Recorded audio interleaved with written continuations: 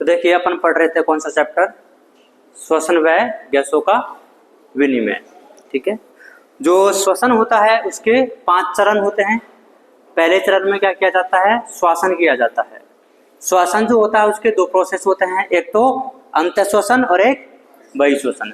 इसके बाद में जो दूसरा चरण आ जाता है उसमें क्या किया जाता है, गैसों का आदान प्रदान किया जाता है। किस किस के बीच में, कुपिकीय वायु और ब्लड के बीच में। फिर ये जो ब्लड होता है इस वायु को कहां से कहां पर लेके जाएगा, कुपिकाओं से लेकर के ऊतकों तक लेके जाता है। फिर वापस से एक और आदान प्रदान किया जाता है, किस किस के बीच में, रक्त और ऊतकों के बीच में। ऊतकों से ये जो ऑक्सीजन वाली जो गैस होती है, ऑक्सीजन वाली जो हवा होती है वो कहाँ पे पहुंच जाती है, कोशिकाओं के पास में। और जो कोशिकाएं होती हैं वो इस ऑक्सीजन का परोक्ष रूप से उपभोग कर लेती है और ग्लूकोज को तोड़ करके क्या क्या बना देती है, CO2, H2O और एनर्जी। ये जो कोशिकाएं होती हैं एनर्जी का उपयोग कर लेती हैं, ठीक है, और बच गया कौन सा, CO2।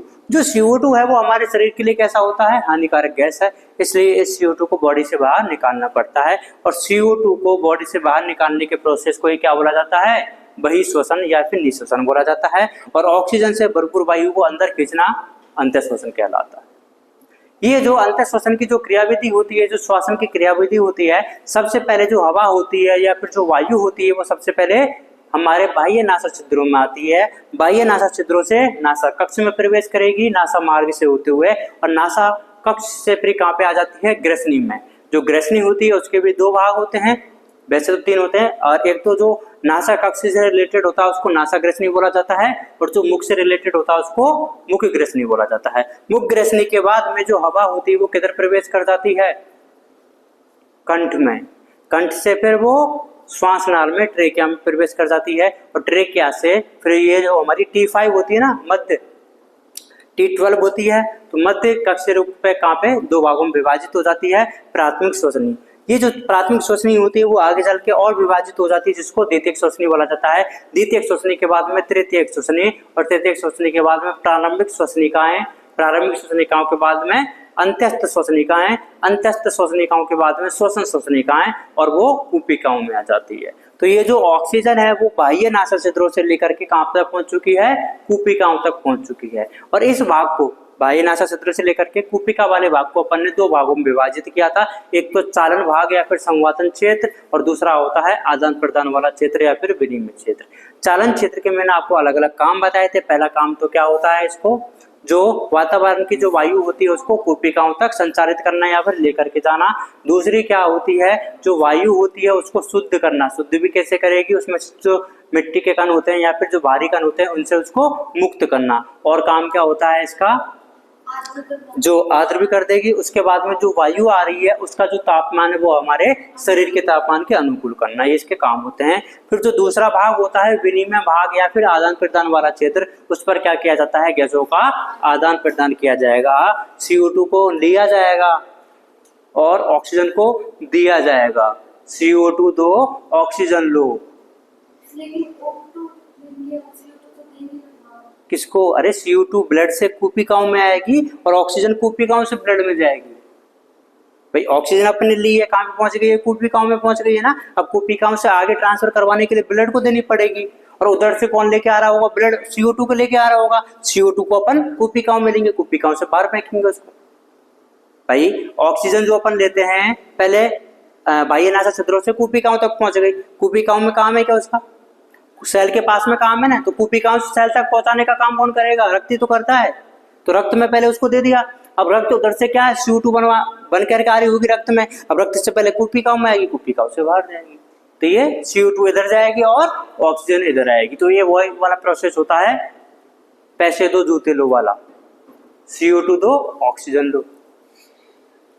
सुना होगा ना वो कौन सा, पता नहीं गाना था एक, जूते दो पैसे लो।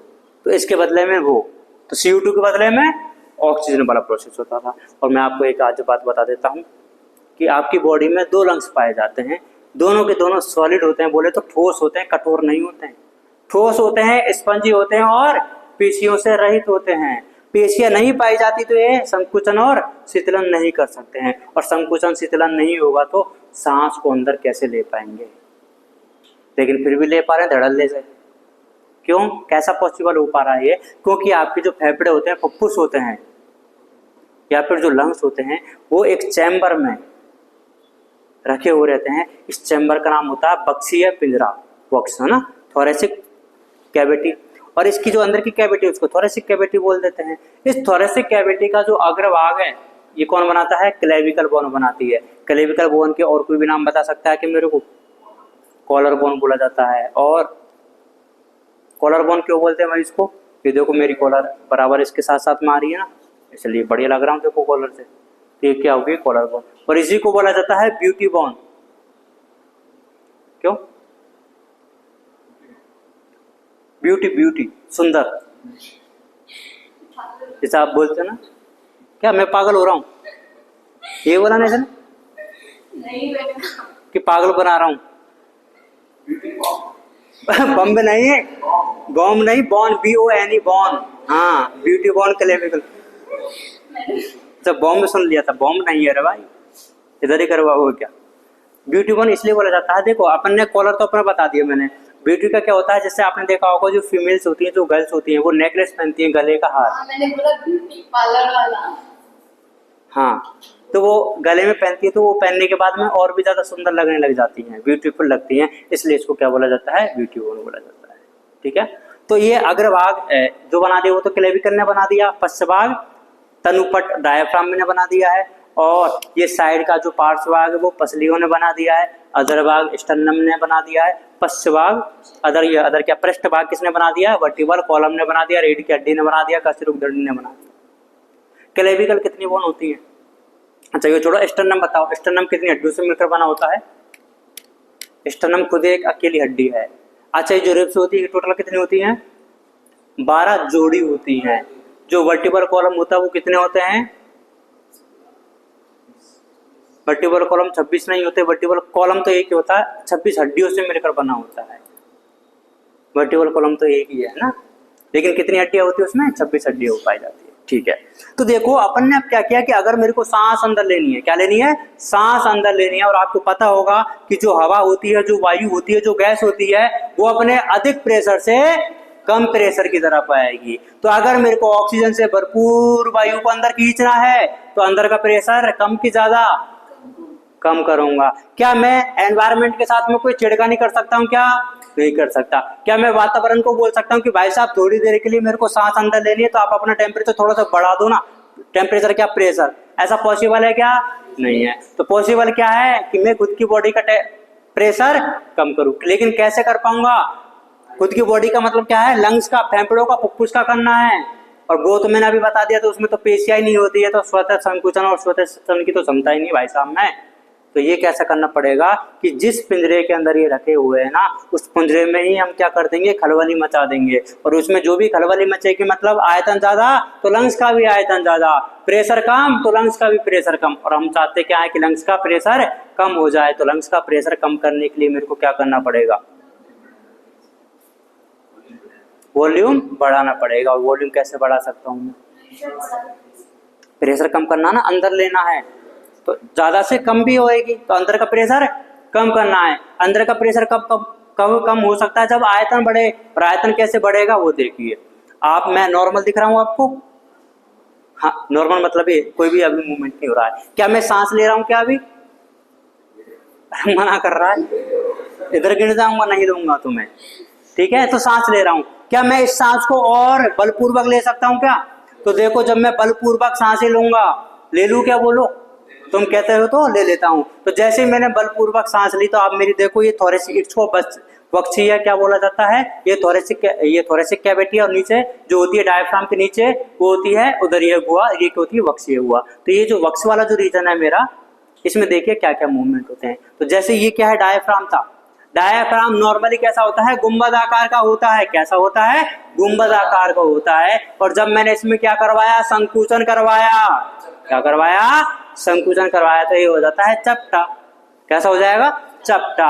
अब देखो ये पहले ऐसा था, पहले ऐसा था, दिख रहा है ना तुम्हें? ये पहले ऐसा था और फिर मैंने जब किया संकुचन तो ये हो गया ऐसे। तो बताओ यहां से और यहां तक का जो आयतन है वो बढ़ा कि कम हुआ? अरे बढ़ गया ना।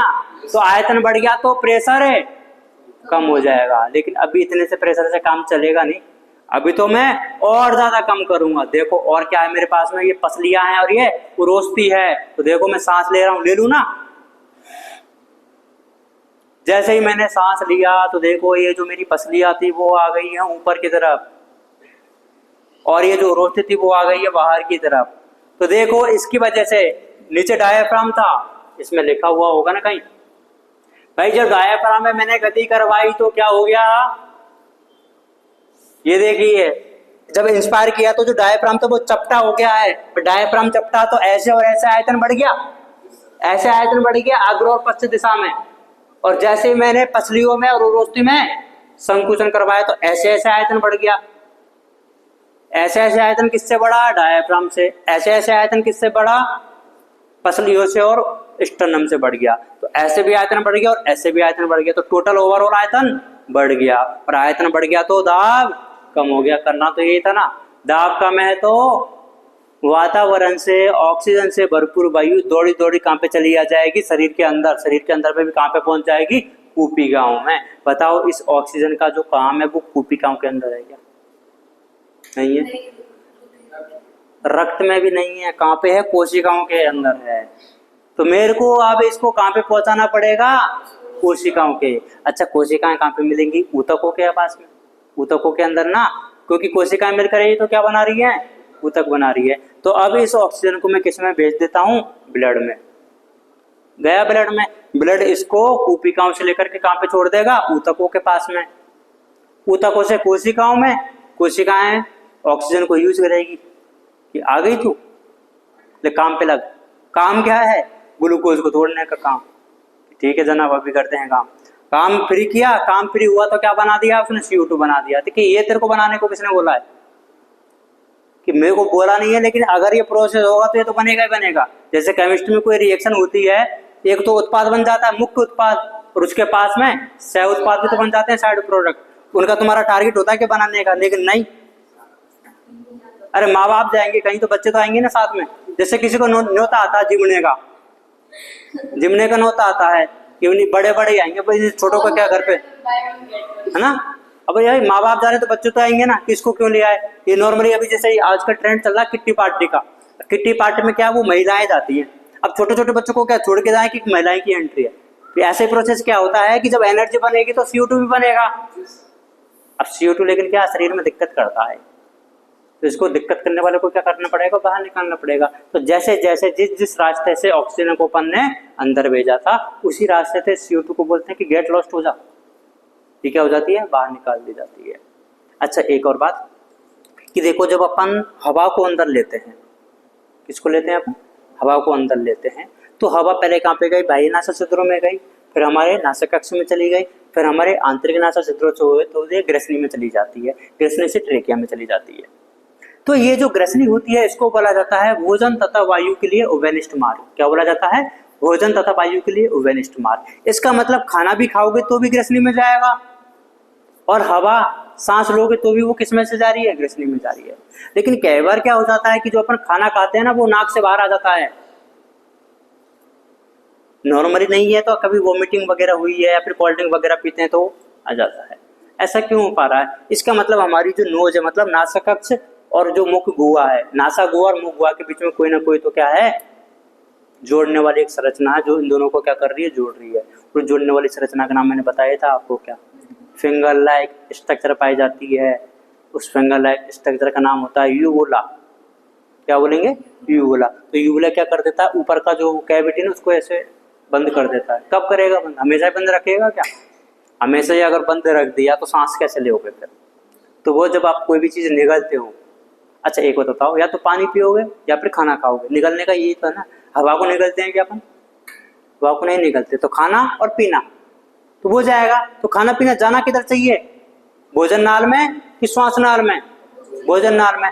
जब भी अपन श्वास लेते हैं तो जो भी चीज निगलते हैं अपन तो दो ढक्कन बंद होते हैं, ऊपर से तो यूवुला वाला और इधर से वो एपिग्लोटिस वाला, ताकि जो खाना है वो श्वास नाल में ना जाए, ताकि खाना जो है वो नासा कक्ष में ना जाए। वरना क्या होगा, इधर से खा रहा हूं उधर से निकल रहा है। ऐसा कभी कभार हो जाता है। रीजन क्या होता है कि वो ढक्कन ढंग से नहीं बंद हो पाता है, इसलिए खाना खाते टाइम अपन को दांत आ जाती है, खांसी आ जाती है। बोलते हैं कि खाना खाते टाइम बात नहीं करनी चाहिए, लेकिन अपन तो नहीं, हम तो करेंगे ना। फिर सामने वाले से भी तो पूछना उसने खाना खाया है कि नहीं खाया है। सामने वाला मतलब माँ बाप। अब जैसे अभी हॉस्टल में वगैरह में रहते तो पूछ रहे हैं ना कि बेटा तुमने खाना खाया है कि नहीं खाया है। अभी थोड़ी ना कि अभी तो मैं खाना खा रहा हूँ, माँ बाप को फोन ही नहीं उठाऊंगा कि थोड़ी देर बाद। उसको फोन उठा करके ऐसे बोल रहे हैं कि थोड़ी देर बाद में बात करना, बोल ही दो ना। तो कभी कभार अपन को काम करना पड़ जाता है। लेकिन आपने सुना भी हो ना, बड़े लोग बोलते हैं कि खाना खाते टाइम बात नहीं करनी चाहिए। लॉजिक किसी को नहीं पता है। उनसे पूछोगे क्यों नहीं, ऐसा पसता नहीं है खाना, पसने का तो कोई लेना देना ही नहीं है ना। क्या लेना देना है, वो ढक्कन ढंग से बंद नहीं हो पाता है। ठीक है, तो अपन आगे पहुंचते हैं। अब तो अपनी अब ऑक्सीजन कहाँ पे पहुंच चुकी है, एयर ब्लैडर तक पहुंच चुकी है, पहुंच गई है। ये मैंने आपको सब बता ही दिया था। अब अपन बात करते हैं कि जब अपन ने श्वसन भी ले लिया है, लेकिन अपन देखो अभी जैसे कि तुम ऐसे जोर बलपूर्वक तो ले नहीं रहे। हाँ, वो मैं बता देता हूँ। देखो आपके कितने लंग्स होते हैं, 2 लंग्स होते हैं। लंग्स जो होते हैं वो कहाँ पे पाए जाते हैं, वक्षीय पिंजरे में पाए जाते हैं। ठीक है, और वक्षीय पिंजरे में तो आपकी रिब्स भी तो होती है, पसलियां।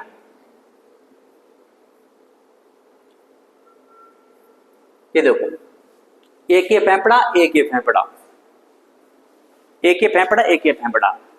बाहर से इसको किसने कवर कर रखा है, पसलियों ने। किसने, पसलियों ने। ले उधर ही दिखा देता हूँ, ये है पसलियां। अच्छा, ये पसलियां आपको ऐसी कोई दिखाई दे रही है, ऐसी पसलियां थी, ऐसे पसलियां थी। अब मैंने इसको काटा तो आपको तो बस ये गोल गोल हिस्से ही तो दिखाई देंगे ना। तो ये जो गोल गोल हिस्से हैं वो किसके हैं, पसलियों के कटे हुए हिस्से हैं। ठीक है, इन पसलियों के जश्नी से क्या रखा हुआ है, हाँ देख सकते हैं ना, क्यों नहीं देखेंगे। अगर ये तो मैंने क्या आपको ऐसे साइड फ्रंट से दिया ना, अगर मैं साइड से दूंगा तो पसली दिखेंगे आराम से। ये देखो दूसरे वाले में थी ना, ये ना भाई इधर से आ रही है। अब देखो मैंने क्या दिया, ऐसे काटा है, ऐसे काटा है तो इधर से जो एंड आ रहा होगा वो तो कट ही जाएगा, बस वो दिखा दिया। हाँ, तो वो ये देखो ये। अब एक बताता हूँ, लंग्स को अगर मैं, ये तो क्या है, हड्डियां होती है ना, पसलियां हड्डियां ही तो है। और जो लंग्स है वो अपने कैसे हैं, स्पंजी है, सॉलिड है और नॉन मस्कुलर है। तो एक बात बताओ, अपन ने कई बार ज्यादा सांस लिया तो ऐसा भी तो हो सकता है, या फिर अपन गिर गए तो ये जो अपनी हड्डियां हैं पसलियों की, ऐसे टकरा सकती हैं क्या, टकरा सकती हैं। और टकरा सकती है तो वो तो स्पंजी, स्पंजी का मतलब क्या होता है, मैं दबाऊंगा तो दब जाएंगे। तो अगर पसलियों के इन पे जोर पड़ गया तो बताओ रप्चर हो सकते हैं कि नहीं, खराब हो सकते हैं कि नहीं, डैमेज हो सकते हैं कि नहीं। तो इनको नष्ट होने से बचाने के लिए, इनको डैमेज होने से बचाने के लिए इनके बीच में अपन ने 2 लेयर बना दी है। किस किस के बीच में, लंग्स और पसलियों के बीच में। कैसे कैसे लेयर बनाएंगे, देखो ये येलो कलर में दिख रहा है आपको। एक तो जो लेयर है वो इसकी जो लंग्स की जो सतह है उससे चिपका दी है, एक जो लेयर है वो तो लंग्स की सतह से चिपका दी है, और एक जो लेयर है वो इधर पसलियों से चिपका दी है। तो देखो अगर ये बीच में, अरे वही तो मैं बता रहा हूँ, एक लेयर तो जो बना दी है, मान के चलो ये अपने लंग्स है, ठीक है, ये लंग्स, और ये क्या है, पसली वाला हिस्सा है, और इधर कौन सा है, लंग्स वाला हिस्सा। तो एक जो इसका हिस्सा, एक दीवार तो कहाँ पे बना दी मैंने, लंग्स वाली सतह पे बना दी है, और एक कहाँ पे बना दी है, इधर बना दी। अब आप बोलोगे कि अगर मैं गिरा तो प्रेशर तो लगेगा ही, और अगर प्रेशर लगा तो फिर पचक जाएंगे, तो फिर भी तो खराब हो सकते हैं। तो इसके लिए अब क्या बनाया गया, इन दोनों लेयर के बीच में जगह बनाई गई, जगह बनाई थी। और जगह अगर मैं खाली रखूंगा तो भी दिक्कत है, तो इस जगह में क्या भर दिया मैंने, द्रव भर दिया, तरल भर दिया। और इस द्रव को ही क्या बोला जाता है, प्लूरल फ्लूइड बोला जाता है। अब हो गया क्या कि अगर मेरे को झटका लगेगा भी, मैं गिरूंगा भी, तो ये तो द्रव है, द्रव की वजह से क्या है, इसका जो झटका अपन को लगा है वो इसको अवशोषित कर लेगा द्रव। जैसे कई बार घर्षण भी तो लगता है ना, जैसे अपने यहाँ पे भी पाया जाता है, हृदय में भी पाया जाता है, ठीक है, कई बार अपने यहाँ पे ब्रेन में भी होता है, CSF, सेरेब्रो स्पाइनल फ्लूइड। वो क्या होता है, कई बार अपन को जैसे अपने गिर गया और यहाँ पे लगती तो आपने देखा होगा कि सिर घूमने लग जाता है, चक्कर से आने लग जाते हैं, वो CSF की वजह से आपको बैलेंस करता है।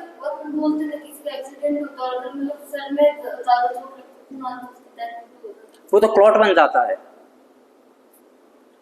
क्लॉट बन जाता है ब्लड का। अब ब्लड का क्लॉट है तो ब्लड फ्लो ही नहीं कर रहा है, क्या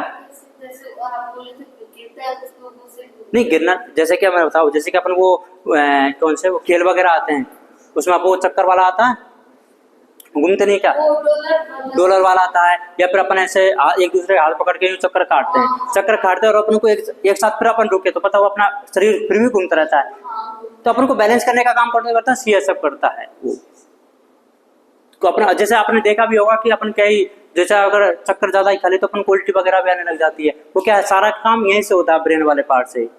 वो क्या अपन को बैलेंस करने का कोशिश करता है। अब सेम क्या है कि लंग्स भी तो अपने बचे हुए रहने चाहिए ना, तो इनको बचाने का क्या भाई, जैसे कि अपन को झटका लगा तो झटका लगा, तो अगर जैसे अपन ने इसको दोनों को अपन कुछ भरते नहीं तो तब भी तो ये पिचक सकते थे, तब भी तो इनको झटका लग सकता था। तो अब क्या क्या बीच में क्या भर दिया, फ्लूइड भर दिया, द्रव, जिसकी वजह से जो अब झटका लगेगा वो उस द्रव पे लगेगा और द्रव उसको क्या कर लेगा, अवशोषित कर लेगा और उनके बीच में घर्षण भी नहीं हो पाएगा। वही बनना क्या होता है कि लेयर में बना देता, द्रव होता नहीं, आपस में घर्षण लग के फिर डैमेज हो जाते हैं। तो ऐसा प्रोसेस होता है। ठीक है, तो इसके दो काम होते हैं, ये रहे ना, पसलियां टूट जाए तो, हाँ पसलियां टूट जाए फिर अलग दिक्कत है। एक्चुअली होता लंग्स का नहीं, लंग्स का तो कैसे मतलब चेंज कैसे, क्या ट्रांसप्लांट हो जाता है ना।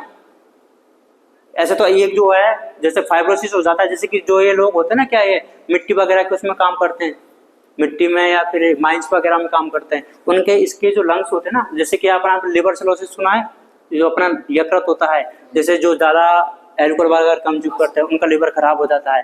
वो खराब कैसे हो जाता है कि इसके ऊपर फाइब्रोसिस हो जाता है, मतलब इसकी जो लेयर होती है ना वो ज्यादा मोटी हो जाती है। अब जैसे लंग्स के केस में हो जाएगा, लंग्स के अंदर क्या है, कुपिकाएं हैं। अब कुपिकाएं को तो काम क्या होता है, आदान प्रदान करवाने का होता है ना। अब बताओ आदान प्रदान करवाने के लिए जो ये लेयर है, इनकी जो दीवार है वो पतली होनी चाहिए कि मोटी होनी चाहिए, पतली होनी चाहिए। और अगर इसकी मोटी दीवारें हो जाएंगी तो बताओ आदान प्रदान हो पाएगा कि नहीं हो पाएगा। तो उसकी वजह से आदान प्रदान, जैसे कि आपने नाम सुना होगा एम्फाइसीमा होता है एक, एम्फाइसीमा में क्या होता है, ये सिगरेट वगैरह पीते हैं ना, इस तरह को हुआ कि धुआं धुआं है ना, इस तरह को हुआ क्या है, चारों तरफ धुआं धुआं वाला जो केस हो जाता है सिगरेट पीने से, तंबाकू पीने से। पसलियां को चेंज नहीं कर सकते। पसलियां क्या होती है, कैसे, हाँ ये पसलियां जो होती है ना ये खुद ही रीजनरेट होती हैं। अभी जैसे मेरे अंकल का एक्सीडेंट हुआ है तो इनकी जो लास्ट की जो पसली होती है ना वो डैमेज हो गई है, तो वो उनको डॉक्टर ने बोला इनका कुछ भी नहीं करना, ना तो हम नहीं लगा सकते हैं ना इनको जोड़ सकते हैं। तो वो क्या हुआ, अपने आप ही बनती है, रीजनरेट होती है वो फिर, तो एक टाइम के बाद में वो वापस से बन जाती है। आपने देखा होगा ना कि जो दो पसले होते हैं वो लास्ट के जो दो जोड़ी होते हैं वो फ्री रहती है, लास्ट के दो जोड़ी वो फ्री रहती है, मतलब वो स्टर्नम से जुड़ी हुई नहीं है। अच्छा उनको रखने का रीजन क्या है, फ्री रखने का रीजन, उनका रीजन यही है इसको सुरक्षा मिले, क्योंकि यहाँ पे जो ऑर्गन्स पाए जाते हैं ना ये जैसा लंग्स है। अब जैसे कि अगर वो नहीं होता, जैसे कि अपन नॉर्मली क्या होता है कि जैसे अपन गिर गए, अगर ये जो लास्ट की जो पसलियां वो नहीं होती तो ये लंग्स नीचे के हिस्से तक आ रहा है तो इसमें क्या डायरेक्टली वो झटका लग जाता है। लेकिन वो पसलियां तो पहले झटका जो आएगा वो किस पर लगेगा, पसलियों को। पसलियां कैसी होती है, स्ट्रांग होती हैं, तो वो थोड़ा सा उसको रोक लेती है, नहीं तो बताओ फ्री तो पड़ी रहती है, इनका कोई काम नहीं है। तो ये क्या होता है, यहाँ पे जो अपनी वक्ष हुआ में जो भी ऑर्गन्स वगैरह होते हैं ना उनकी सुरक्षा। और आपको पता है इन लंग्स के बीच में तो अपना हृदय भी तो रहता है, और बाई चांस ऐसा हुआ कि यूं बढ़े, सबसे पहले तो वो जाएगा, कौन सा, हार्ट जाएगा। कि तू आ रहा था बीच में, देखा होगा ना इन दोनों के बीच में देखो ये रखा। अब तुम सोच के रखे देखो कि अगर ये दोनों भिड़ गए तो ये तो निकल जाएगा भाई, कि मेरा दिल टूट गया, अब इसके टूटे हुए दिल के साथ में घूमते रहोगे। तो ये तो पूरी बॉडी में क्या है, प्रोटेक्शन के लिए बनाया गया पूरा। हाँ हाँ वापस कर देते हैं ये लोग। अरे दोनों में होती है ना, इधर का एक का देखा रखा है, नहीं उसमें एक का देखा रहा था, मैंने भी तो ऐसे किया है। अरे दोनों में होती है, मैंने देखो कुपिकाओं के लिए लिखवाया था 300 मिलियन होती है दोनों को मिला करके। तो एक क्या होता है कि अब जैसे लेवलिंग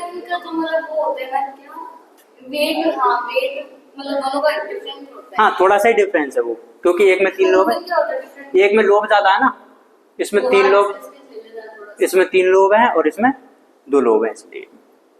तो ये देखो नीचे क्या है, ये डायफ्राम है। डायफ्राम बताओ कैसा लग रहा है, गुंबदाकार का लग रहा है कि चपटा लग रहा है, गुंबदाकार का। और जब मैं इसमें क्या करवाऊंगा, कॉन्ट्रैक्शन करवाऊंगा तो ये इधर से उठ करके चपटा हो जाता है और नीचे आ जाता है।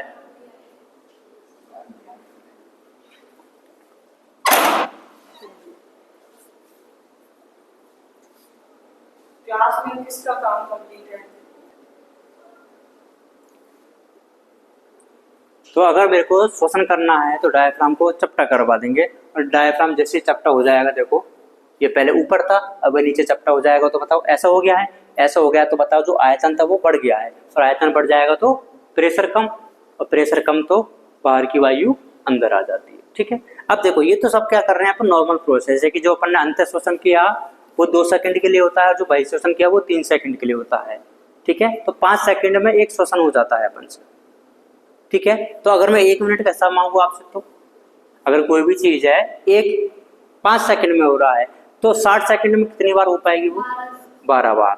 ठीक है। लेकिन नॉर्मली जैसे कि आपके पीछे कुत्ता पड़ लिया, शेर पड़ लिया, तो आप भागोगे तो आपकी श्वसन दर भी बढ़ जाती है नॉर्मली भी, है ना। तो श्वसन दर आपकी बढ़ भी सकती है। तो ये 12 से 16 अपन इसका एवरेज लेकर के चलते हैं। तो 1 मिनट में कितनी श्वसन दर होती है? 12 से 16 बार होती है। जैसे कि आपकी जो हृदय दर है वो कितनी होती है 1 मिनट में? 72 बोलते हैं ना। मतलब आपका जो दिल है कितनी बार धड़कता है? 72 टाइम्स। लेकिन आप जब भागोगे, जब तेज ज्यादा धड़केगा ना, तो वो भी वेरी करता है, ठीक है। अब बात करते हैं कि जैसे कि मैं नॉर्मल श्वसन तो ले ही रहा हूँ, आप बैठे हो अभी भी श्वसन ले रहे हो, आप अभी भी कोई भी बलपूर्वक कर रहे हो क्या? नहीं कर रहे क्या? लेकिन हम इसको और बलपूर्वक ले सकते हैं क्या? ले सकते हैं ना। तो देखो, जब अपन सामान्य श्वसन के दौरान हम बहिश्वसन करते हैं और अंत श्वसन करते हैं, इसको बोला जाता है ज्वारीय आयतन। क्या बोलेंगे इसको? ज्वारीय आयतन, टाइडल वॉल्यूम। क्या बोला जाता है? ज्वारीय आयतन या फिर टाइडल वॉल्यूम बोला जाता है। क्या टॉपिक बताइए, क्या देखना है आपको?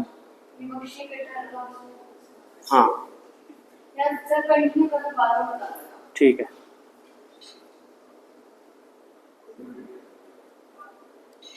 तो देखो, अपन नॉर्मल श्वसन में जो भी करते हैं उसको क्या बोला जाता है? ज्वारीय आयतन। ये है ज्वारीय आयतन, ठीक है। देखो होता क्या है, सामान्य श्वसन क्रिया के समय प्रति श्वास अंतःश्वासित या निश्वासित वायु के आयतन को क्या बोला जाता है? ज्वारीय आयतन।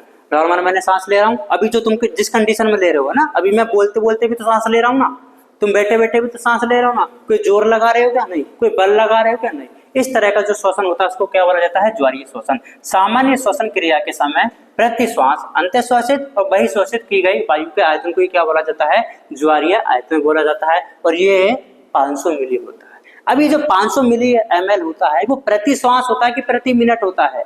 प्रति श्वास होता है। और अभी अपन ने डिस्कस किया कि हम 1 मिनट में 12 से 16 बार ले सकते हैं। तो अगर मैं इस ज्वारीय आयतन को 1 मिनट के लिए निकालूं तो कितना हो जाएगा? ये स्वस्थ मनुष्य लगभग 6000 से 8000 मिली वायु प्रति मिनट की दर से अंतःश्वासित या फिर निश्वासित कर सकता है। भाई नॉर्मल जो ले रहे हैं एक सांस में 500 ml ले रहे हैं, एक सांस में ले रहे हैं, और 1 मिनट तक लगाएंगे तो 12 से 16 बार करते हैं। तो इसको अपन किससे मल्टीप्लाई कर देंगे? 12 से। तो देखो 500 से 12 से मल्टीप्लाई करूंगा तो 6000 आ जाता है, और इसको 16 से करूंगा तो 8000 आ जाता है।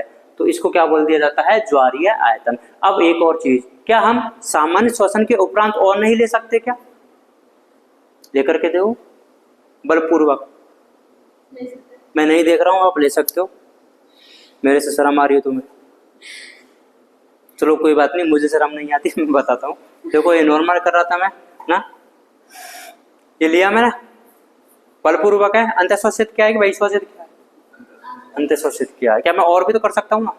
तो देखो, ज्वारीय आयतन के उपरांत, ध्यान से सुन लेना भाई, ज्वारीय आयतन के उपरांत बलपूर्वक ली जा सकने वाली वायु की मात्रा कहलाती है IRV। क्या कहलाती है? IRV, अंतःश्वासित सुरक्षित आयतन। तो देखो, वायु आयतन की वह अतिरिक्त मात्रा, इसमें अपन ने ज्वारीय आयतन को मिक्स नहीं किया है। ज्वारीय आयतन के अलावा, किसके अलावा? ज्वारीय आयतन के अलावा वायु की वह मात्रा जो एक व्यक्ति बलपूर्वक अंतःश्वासित कर सकता है। देखो नॉर्मल सांस तो आप ले रहे हो, नॉर्मल अंतःश्वासन भी चल रहा है, नॉर्मल बहिश्वासन भी चल रहा है। अब मेरे को बीच में हुआ कि यार एक बार ज्यादा लेकर के देख लेता हूं। देखो मैं नॉर्मल कर रहा हूं ना, बीच में मेरी इच्छा हो गई एक बार बलपूर्वक करेंगे, कर लिया। तो ये नॉर्मल के अलावा किया ना मैंने। तो देखो वायु आयतन की वह अतिरिक्त मात्रा, अतिरिक्त मात्रा मतलब ज्वारीय आयतन के अलावा एक व्यक्ति बलपूर्वक अंतःश्वासित कर सकता है। और ये कितना होता है? 2500 से 3000 लीटर, नहीं ml। पता लगे लीटर कर रहा हूं, टाइम लग जाएगा लीटर करने में। तो मतलब वातावरण ही साफ करता गया तो फिर है ना, इतने सांस ले रहे हैं। तो देखो पहला कौन सा हो गया है? ज्वारीय आयतन। दूसरा कौन सा होता है? अंतःश्वासित सुरक्षित आयतन या फिर आरक्षित आयतन। मतलब ये मैंने क्या कर रखा है? सुरक्षित है ये, कि मैं इतनी तो और कर ही सकता हूँ। अच्छा मैंने नॉर्मल बहिश्वासन किया, क्या मैं और बलपूर्वक बहिश्वासन कर सकता हूँ क्या? बलपूर्वक बहिश्वासन कर सकता हूँ क्या? काहे नहीं कर सकता? देखो जब मैं ले सकता हूँ तो मैं निकाल भी सकता हूँ। देखो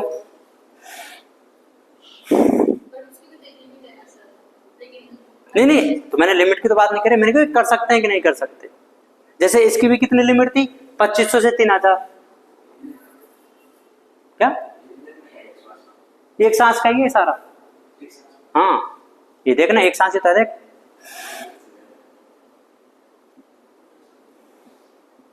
हाँ, देखो पहले देखना, तुम मूवमेंट कैप्चर करो भाई।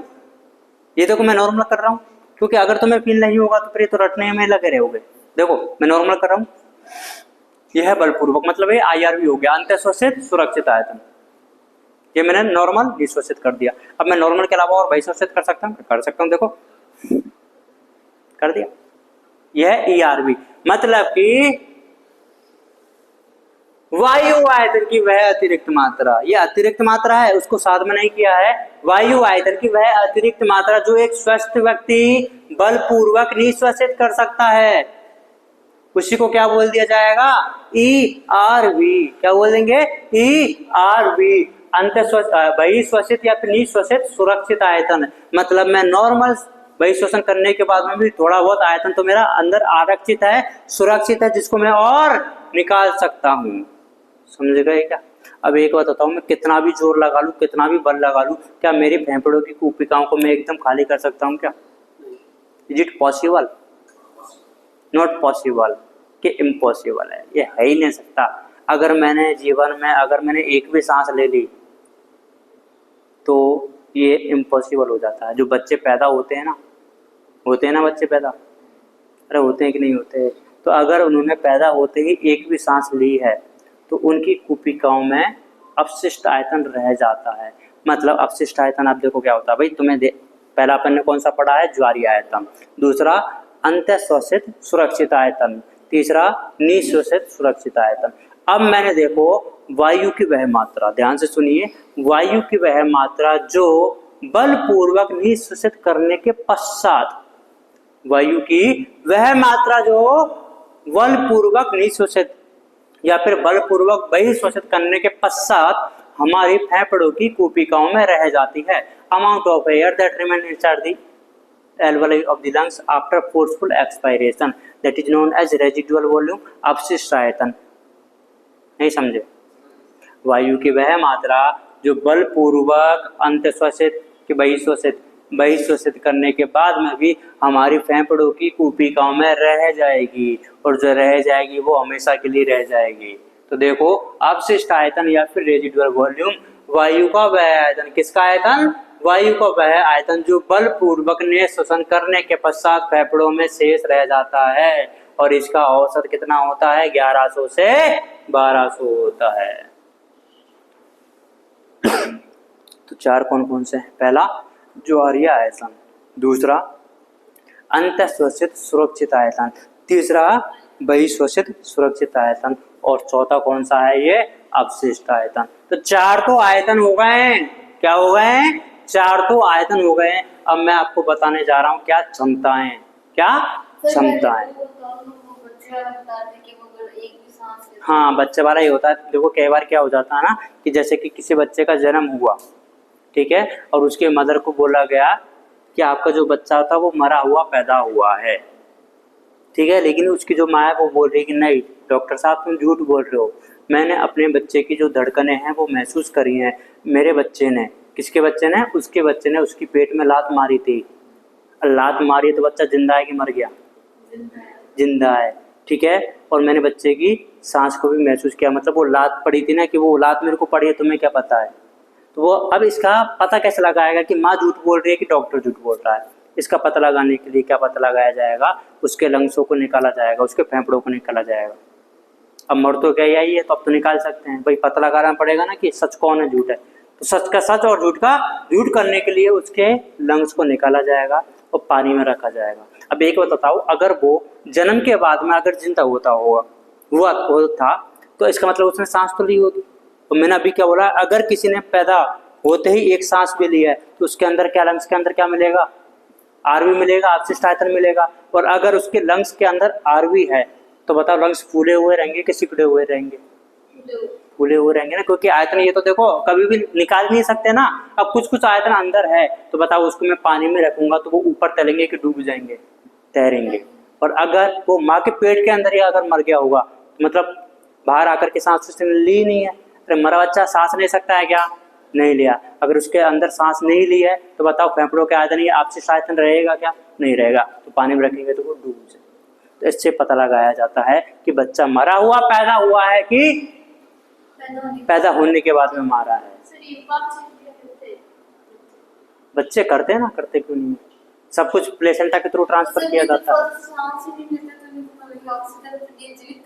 प्लेसेंटा तो प्लेसेंटा तो सब जब तक अपने मतलब मम्मा के पेट में होगा तब तक ही रहता है, जैसे मम्मा के पेट में है जब तक प्लेसेंटा है। अच्छा आपने नाम सुना? अच्छा एक बात बताओ, जब उसका डिलीवरी हो जाती है तो एक वो उसको प्लेसेंटा तो अलग ही हाँ, तो जब डिलीवरी की टाइम ही है तो मैंने क्या बोला कि डिलीवरी हो गई तो वो तो बाहर आ गया है, और बाहर आते तो सांस लेगा ना पहले। तो आप अंदर बच्चा सांस कैसे ले सकता है? अंदर सांस किसने बोला है ले रहा है?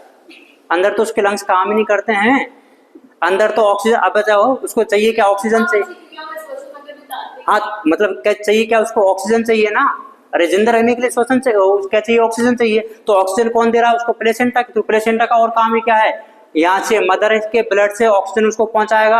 अब तुम बोलोगे कि सर वो क्रिया कर रहा तो उसका वेस्ट भी तो बनेगा। आप अभी तो बोल रहे हो पैदा होने के बाद तो पहले सांस लेते हैं तो मतलब वो उसके मतलब में आयतन बढ़ जाता है। हाँ तो मर जाता है, तो फिर अब क्या बोल रहे हो पैदा होने के बाद? अरे गुड़िया ये देख, मैंने क्या बोला है देखो, स्टार्टिंग में क्या होता है पूरा समझो फिर, है ना। कि अगर बात करते हैं वो बच्चा है मतलब एम्ब्रियोनिक कंडीशन में है। एम्ब्रियोनिक कंडीशन का मतलब क्या है? वो माँ के पेट के अंदर है, ठीक है। अब माँ के पेट के अंदर एक स्ट्रक्चर अगर आपने नाम सुना है जिसको प्लेसेंटा बोला जाता है या फिर अप्रा बोला जाता है, ठीक है। प्लेसेंटा ही क्या काम करती है? ऑक्सीजन देने का काम करती है, ठीक है। अब बच्चे को ये ऑक्सीजन चली जाएगी, अब इस ऑक्सीजन को यूटिलाइज कर लेगा वो। यूटिलाइज करने के बाद में फिर वही प्रोसेस बनाएगा ना CO2 वगैरह। अब बताओ CO2 जब अपन को नुकसान पहुंचा रही है, क्या बच्चे को नहीं पहुंचाएगी क्या? तो इसका मतलब क्या है? उस बच्चे से उस CO2 को निकालना पड़ेगा। अब बताओ जैसे ये प्लेसेंटा ऑक्सीजन को दे रही थी, अभी अपन ने क्या बोला है कि अपन ने जिस पाथवे से ऑक्सीजन अपने शरीर में आई है उसी पाथवे से CO2 को बाहर निकाला। तो इस बच्चे में ऑक्सीजन किसके थ्रू भेजी अपन ने? प्लेसेंटा के थ्रू। तो CO2 भी वापस किसके थ्रू चली जाएगी? प्लेसेंटा के थ्रू। ये तो हो गया जब वो बच्चे माँ के पेट के अंदर है। लेकिन जब वो बाहर आ जाएगा मतलब हैप्पी बर्थडे हो गया उसका, और जैसे ही हैप्पी बर्थडे हुआ अब प्लेसेंटा तो अपन ने हटाई दी ना, प्लेसेंटा को काम ही नहीं है। अब तो बच्चा क्या ले सकता है? श्वास ले सकता है ना। और जब सांस ले सकता है तो क्या ले लेगा? ऑक्सीजन ले लेगा ना। और जब ऑक्सीजन ले लेगा तो जब ऑक्सीजन ले सकता है तो CO2 निकाल भी सकता है। क्या? हाँ बच्चा उत्सर्जन भी करता है ना। तो वही बच्चा मतलब माँ के पेट में ना। हाँ अच्छा एक काम करना, वो अभी मैंने चैनल पे एक वीडियो डाली है इसकी प्लेसेंटा वाली, वो देखना, उसमें तुम्हें पता लग जाएगा कि प्लेसेंटा कैसे कैसे रोकती है, कैसे कैसे। अरे पढ़ना नहीं है, देखना है बस, समझने के नहीं है। उसमें वो कार्टून वगैरह की तरह ही है वो एक वीडियो। नहीं तो मैंने रील का नहीं बोला, वो एक चैनल है उसी एक वीडियो को देखना है। खुद के अंदर इतना कंट्रोल तो रखो ना। लाइफ तो अभी है क्या? लाइफ तो अभी शुरू ही हुई है, इतना कंट्रोल नहीं कर। क्या?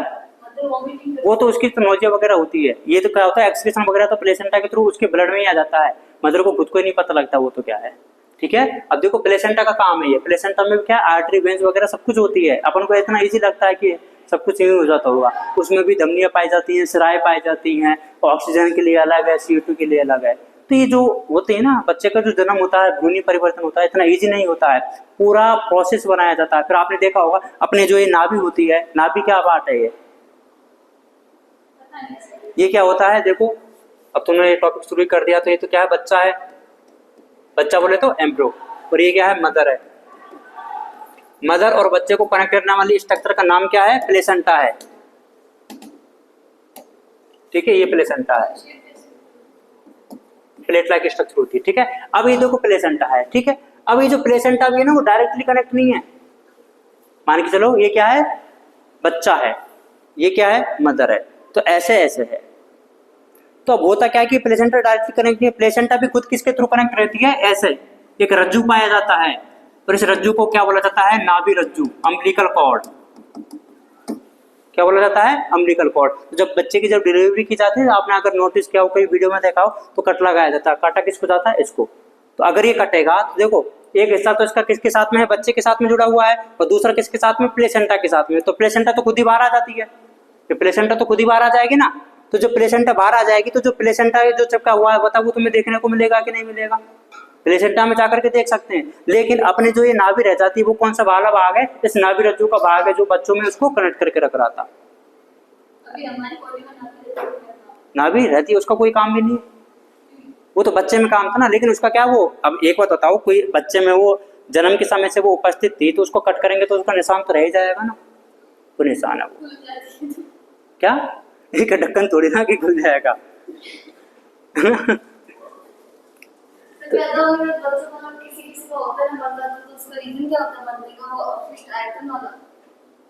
नहीं, वो तो पता करते हैं कि उसने, वो तो सांस का पता लगाने के लिए, वो तो पता नहीं भाई किसी का अपन ने गला घोट, भाई जैसे पता वो कन्या भ्रूण हत्या चलता था ना बीच में, अभी भी चल जाता केजा में, तो पता लगाने के लिए कि भाई अब जैसे माँ ने बोला है कि भाई मैंने इसकी धड़कनें सुनी है, मैंने इसकी लात खाई है, और जिसकी लात खाई है तो उसको मैं कैसे मार सकती हूँ, फिर लात खा के फिर कोई मारेगा क्या, ऐसा नहीं है। तो उसने क्या बोला कि भाई डॉक्टर बोले कि मैंने भी नहीं मारा है, तो ठीक है दूध का पानी हो जाता है अभी। और दूध का पानी कैसे होगा, उसके लंग्स को बुलाया जाएगा, लंग्स को बुलाएंगे कि लेके आएंगे, लंग्स को लेके आएंगे, ठीक है।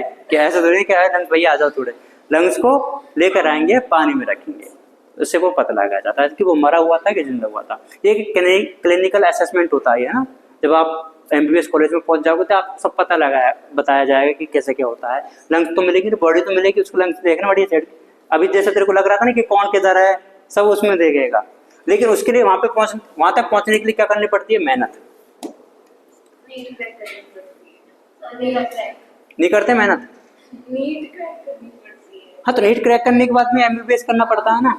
पहले तो ठीक है, तो 4 आयतन हो गए, 4 आयतन हो गए, कौन कौन से, ज्वारीय आयतन, अंतः श्वसित सुरक्षित आयतन, बहि श्वसित सुरक्षित आयतन और अपशिष्ट आयतन। कौन कौन से हो गए भाई, 4, TB, IRB, ERB और RB। क्या मैं ऐसे शॉर्ट में बोलूंगा तो तुम्हें समझ में आएगा क्या। TB को बोला जाता है ज्वारीय आयतन, IRB को बोला जाता है अंतः श्वसित सुरक्षित आयतन, ERB को बोला जाता है बहिश्वसित सुरक्षित आयतन, RB को बोला जाता है अपशिष्ट आयतन। क्लियर है इतनी। अब ये तो थे आयतन। अब इन्हीं आयतनों को तोड़ मरोड़ करके हमें क्या बनानी है, क्षमता बनानी है। अच्छा आयतन तो क्या होता है, किसी भी चीज की अगर मेरे को क्षमता, जैसे कि मैं बोलूं इस रूम की कितनी क्षमता है, इसका मतलब ये पूरा फुल कितना आ सकता है इसमें, मैक्सिमम कि मैक्सिमम इसमें कितने बच्चे आ सकते हैं, वही होती है ना क्षमता कि इस रूम की कितनी कैपेसिटी है। और आयतन क्या होता है कि ये तुम्हारा भी तो कुछ ना कुछ आयतन ही है अभी भी। वैसे क्या है कि अब देखो पहला जो है क्षमता वो कौन सी आ जाती है, पहले होती है अंतः शोषण क्षमता, कि आप टोटल कितना अंतः शोषित कर सकते हो। अंतः शोषित क्षमता किसको बोला जाता है, IC मतलब इंस्पिरेटरी कैपेसिटी।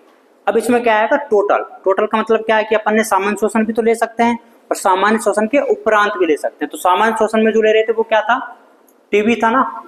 सामान्य शोषण में अपन जो ले रहे थे वो क्या था, TB टाइडल वॉल्यूम था। और सामान्य शोषण के उपरांत और भी तो मैं ले सकता था, वो क्या था, IRB था।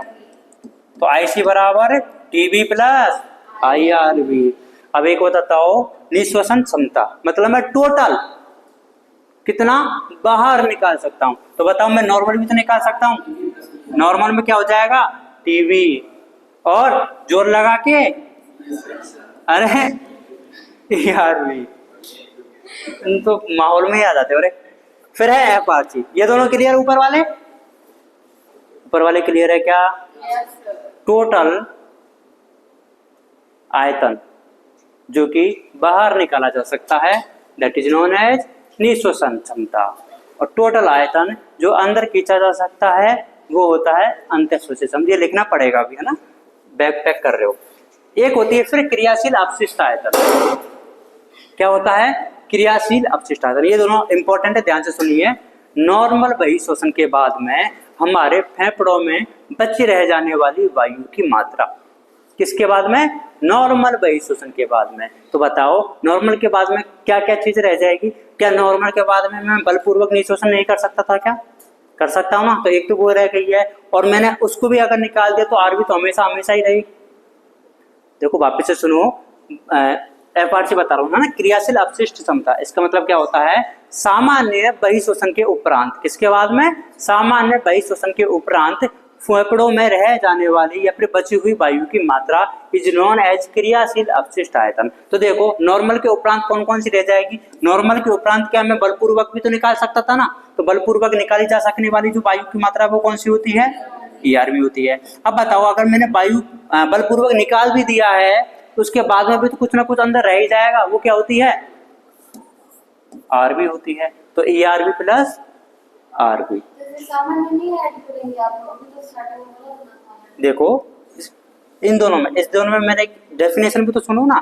इसमें क्या होता है? अंत्य शोषण कि कुल अंदर ली जा सकने वाली वायु की मात्रा, कुल अंदर ली जा सकने वाली वायु की मात्रा। तो पहले मैं सामान्य ले सकता हूं, फिर मैं बलपूर्वक ले सकता हूं। इसमें क्या था? कुल बाहर निकाली जा सकने वाली वायु की मात्रा। तो पहले मैं सामान्य निकालूंगा, फिर मैं बलपूर्वक निकालूंगा। इसमें मैंने क्या बोला है? सामान्य वही श्वसन के उपरांत। तो मैंने सही सामान्य को तो मैंने हटा ही दिया ना, उसके बाद की रह जाने वाली किसमें? फेफड़ों में वायु की मात्रा तो कितनी रह जाएगी? सामान्य के बाद में मैं बलपूर्वक भी तो निकाल सकता था, तो वो भी नहीं निकाल लिया, और जो मैं कभी भी नहीं निकाल सकता वो भी। ठीक है। फिर होती है क्या? जैव क्षमता। जैव क्षमता देखो ध्यान से सुनना भाई, ये जो तीनों है ना, ये दो है, यही इंपॉर्टेंट है, बाकी तो इजी आ जाती है। जैव क्षमता क्या होता है? गौर से सुनिए। बलपूर्वक अंतःशोषित करने के पश्चात, बलपूर्वक अंतःशोषित करने के पश्चात बलपूर्वक निकाली जा सकने वाली वायु की मात्रा, बलपूर्वक अंतःशोषित करने के पश्चात बलपूर्वक निकाली जा सकने वाली वायु की मात्रा इज नोन एज जैव क्षमता। तो देखो बलपूर्वक तो मैं कब करूंगा? पहले तो सामान्य करूं, तो इसमें तो क्या कर लिया? सामान्य अंतःशोषण और सामान्य बहिःशोषण दोनों हो गए। बलपूर्वक अंतःशोषण मतलब IRV। तो ये तो क्या हो गया? बलपूर्वक अंतःशोषण करने के पश्चात में पहले नॉर्मल भी निकाल दिया है, बलपूर्वक निकाले जा सकने वाली वायु की मात्रा ERV। तो क्या क्या हो जाएगा? TB IRV ERV। क्या क्या हो जाएगा? TB IRV ERV। अब फेफड़ों की कुल क्षमता, कुल क्षमता का मतलब क्या होता है? सब कुछ को जोड़ देंगे, सब कुछ को जोड़ देंगे, कुल क्षमता आ जाएगी। सब कुछ में क्या क्या है बताओ? TB IRV ERV और RV। तो बताओ अपने पास में चार ही तो आयतन थे, TB IRV ERV RV। कौन कौन से थे? TB IRV ERV RV। और इन्हीं चारों आयतनों का उपयोग करके मैंने क्या बना दिए? 5 क्षमताएं बना दी तुम्हारे सामने। अंतःशोषण क्षमता देखो, सामान्य बहिःशोषण या फिर निःशोषण के उपरांत वायु का कुल आयतन क्या आ रहा है?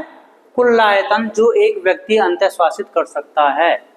तो सामान्य वाला भी आ जाएगा और बलपूर्वक वाला भी आ जाएगा। तो इसमें ज्वारीय आयतन और अंतःश्वासित सुरक्षित आयतन सम्मिलित हैं। अरे है कि नहीं है? हैं तो देखो कर दिए।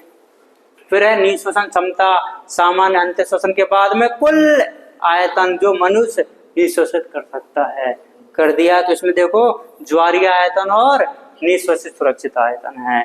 उसके बाद में है क्रियाशील, बहुत इंपॉर्टेंट है, देखो पहले से लिखा हुआ है, इंपॉर्टेंट है। सामान्य निःशोषण के उपरांत वायु की वह मात्रा जो फेफड़ों में शेष रह जाती है, किसके बाद में? सामान्य के बाद में। तो सामान्य के बाद में तो बलपूर्वक जो निकाल सकता था वो रह गई है, और जो कभी भी नहीं निकाल सकता वो भी रह गई है। तो ERV और RV है। और एक है जैव क्षमता, बलपूर्वक निःशोषण के बाद में वायु की वह अधिकतम मात्रा जो एक व्यक्ति अंतःश्वासित कर सकता है। तो TB ERV TB IRV। अच्छा ये आगे पीछे अपन इसको जोड़ना है तो कैसे भी लिख सकते हैं ना, ऐसा नहीं सर आपने तो पहले TB लिखा फिर ERV लिखा ना, इसलिए कोई भी गुस्सा नहीं होगा। TB plus IRV plus ERV भी सही है, ERV plus TB plus IRV भी सही है, TB plus IRV plus ERV भी सही है। आगे पीछे चलता है, जोड़ना है बस। ठीक है। तो इसकी देखो दो परिभाषा हो सकती है, बलपूर्वक अंतःश्वासित करने के बाद में बलपूर्वक बाहर निकाली जा सकने वाली वायु की मात्रा, एक तो ये डेफिनेशन। दूसरी क्या है? बलपूर्वक निःश्वासित करने के बाद में बलपूर्वक अंतःश्वासित की जा सकने वाली वायु की मात्रा। आएगा तो दोनों में यही ना। अरे दोनों में ही बलपूर्वक है, अंदर लोगे तो भी बलपूर्वक, बाहर निकालेगी तो भी बलपूर्वक। तो पहले अंत शोषित करके वही शोषित कर लो, वही शोषित करके अंत शोषित कर लो। अरे समझे कि नहीं? फिर है जैव क्षमता का महत्व क्या होता है, इसका ये महत्व पढ़ के देख लीजिए। यह शुद्ध वायु की आपूर्ति एवं अशुद्ध वायु से मुक्ति को प्रोत्साहित करता है, जिसके चलते वातावरण उद्योगों के बीच गैसीय विनिमय को बढ़ावा मिलता है। जैव क्षमता का मतलब क्या है कि अगर अपन का जो आदान प्रदान है वो कभी कम ज्यादा अपन को लगता है तो अपन और बलपूर्वक भी कर सकते हैं, ये इसका महत्व है। वे कुल क्षमता हुई है बलपूर्वक अंत शोषण के पश्चात फेफड़ों में समायोजित वायु की मात्रा, इसको ये सब कुछ क्या बोल दिया जाता है, टोटल लंग्स कैपेसिटी बोल दिया जाता है। ये हो जाता है पूरा, करिए इसको नोट भाई। शोषणीय आयतन और शोषणीय क्षमताएं।